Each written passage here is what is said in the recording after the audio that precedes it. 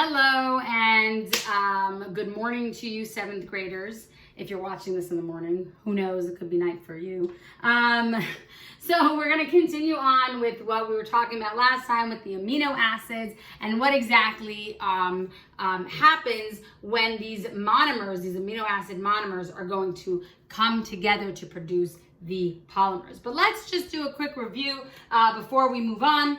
We talked about these amino acids, and I hope that you guys took a look at that chart that I had posted in on the stream in the Google Classroom. Take a look at that because the chart is going to basically show you these individual amino acids and how it's going to differentiate, right? Those variations are going to occur in the R groups, right? But by the way, I hope you understand, you are not responsible to memorize any of those R groups, but you are responsible to memorize the basic structure of the amino acid. And what is the basic structure of the amino acid? It's a nitrogen connected to a carbon, connected to a carbon. You have a hydrogen here, hydrogen here, hydrogen here. This is your R group.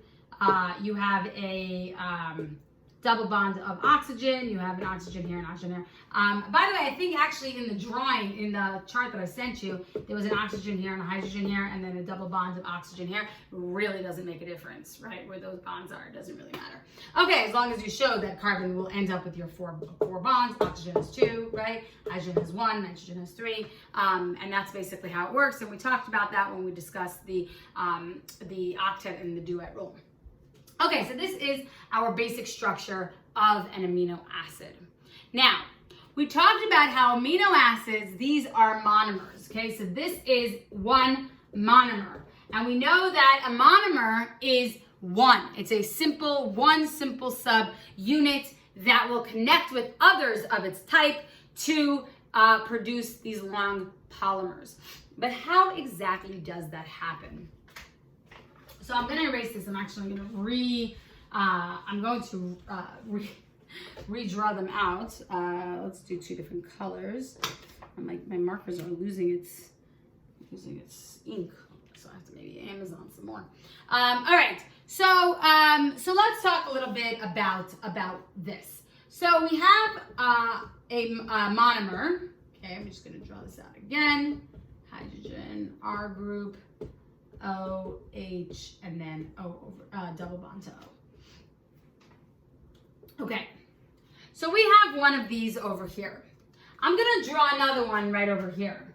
So I have a nitrogen connected to a carbon, O, H, double bond to O, R group, H, H, and H. By the way, in class, if we were to be in class, I would have had you guys draw this out on your own to make sure that I know that you know exactly what we are doing here, but it is what it is at this point.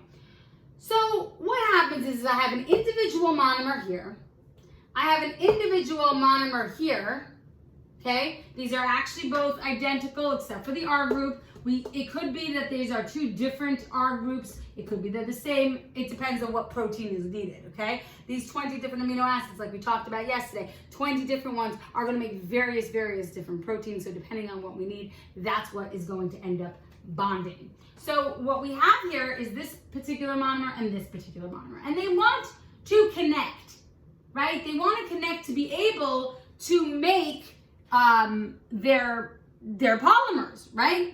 That's what happens is we eat proteins, right? We're going to digest it, break it up, right? And then we want to take those amino acids and we actually want to make polymers to make other types of proteins that we need, like enzymes or other workers of the cells, right? It's very important for us to be able to take these individual monomers and rearrange them to write our own story, right? It's like taking letters of the alphabet, right? You have a book full of a bunch of letters, but what happens if you could disassemble that book, take those letters, and create your own book with it, right? So that's basically what's happening. We're eating these proteins through the foods that we eat. Let's say we're having a steak, for instance, right? So we're taking those proteins, we're eating it, and then we're going to break it down to amino acids, and then we're going to rearrange those amino acids to fit whatever we need to basically produce in our cells. So whether it's an enzyme, whether it's an organelle, whether it's anything, right? A lot of the stuff in our bodies are produced by these proteins, and so we need to be able to rearrange it for our own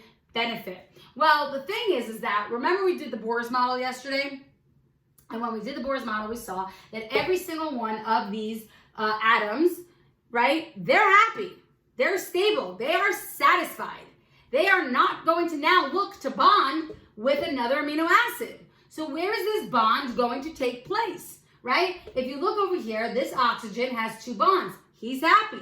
This hydrogen has 1 bond. He's happy. This carbon has 4 bonds. He's happy, right? This nitrogen has 3 bonds. It's happy.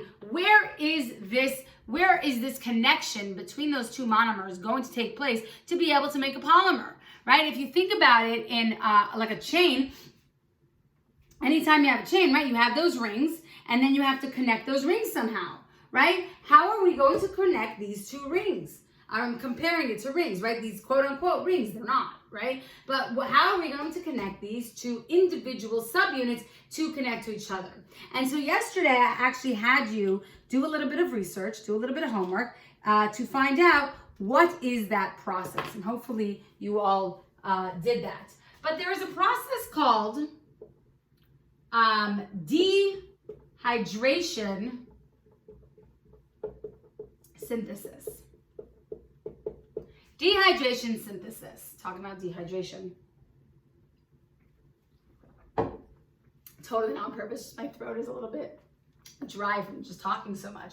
So dehydration synthesis, when we talk about that, this word dehydration, and we know about this word dehydration because we've heard it a bazillion times when you're like, oh, I'm so dehydrated. What does that mean? Dehydration means the absence of water. Or, yeah, let's just say the absence of H2O, right? The absence of water. Now, this word synthesis. Now, we've heard of this word synthesis before. We've heard it in the process of photosynthesis. And photosynthesis, we're doing something very specific, right? We're taking photons and we're using it to produce glucose, right? To make glucose, right? So we have this word synthesis, which means to build up.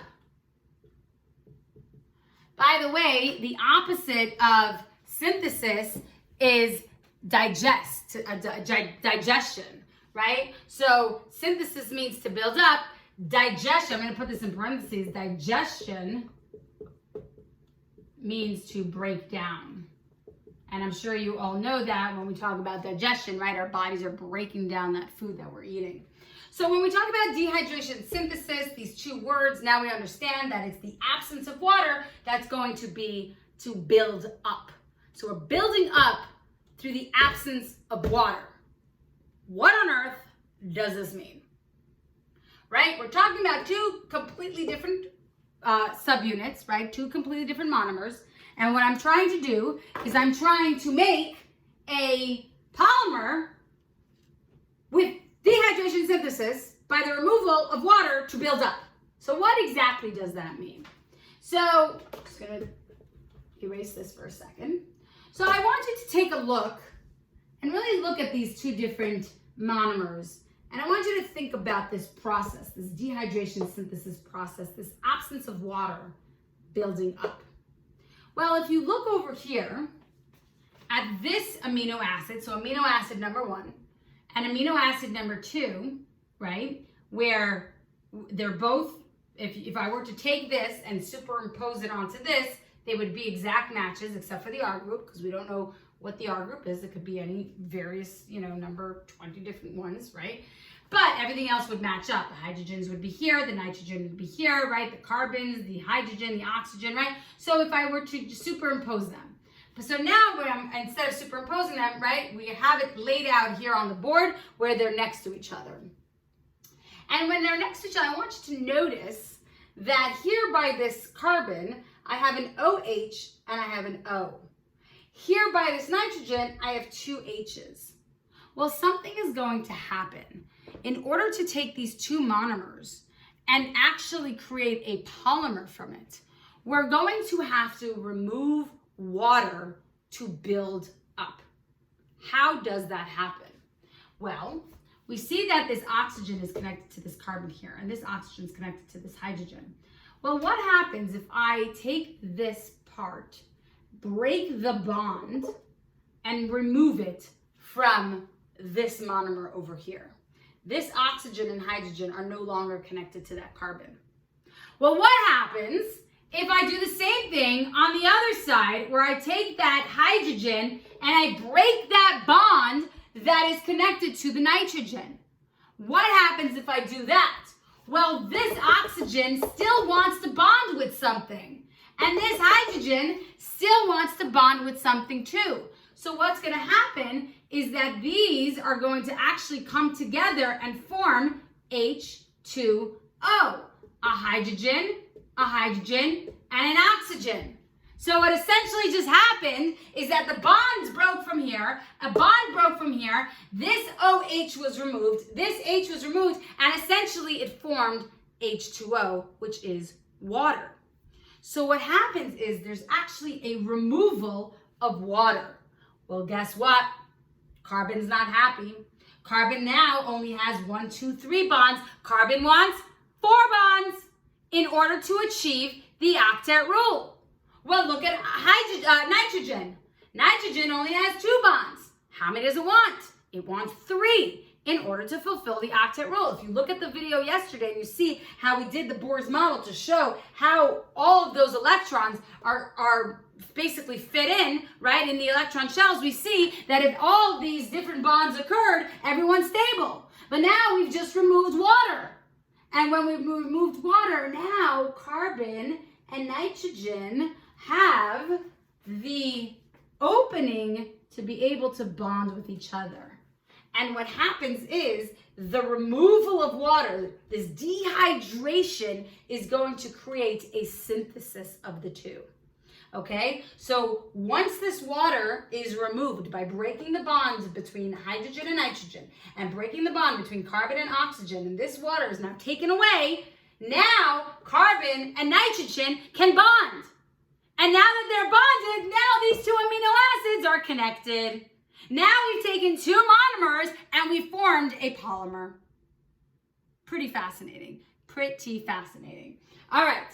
So I think what we're going to do is we're going to stop here. It is a little bit early, but I don't want to move on to the next topic because I'm not going to have enough time to really get into that. But I hope that you guys understand this concept here, where we actually have to remove this water, this dehydration. We have to, the absence of water is what's going to allow for the buildup of this polymer. And this is going to happen on and on and on and on and on and on, right? I just drew 2 on my board, but this is going to keep going on and on and on and on until I have whatever amount of proteins that I need to have for whatever it is that we're building, right? If we're making an enzyme, let's say, and it needs to have 452 proteins, this is what's going to happen whatever amount of time to get to it, right? It's just going to keep removing water, making these bonds, removing water, making these bonds, removing water, making these bonds, and that's what's going to occur.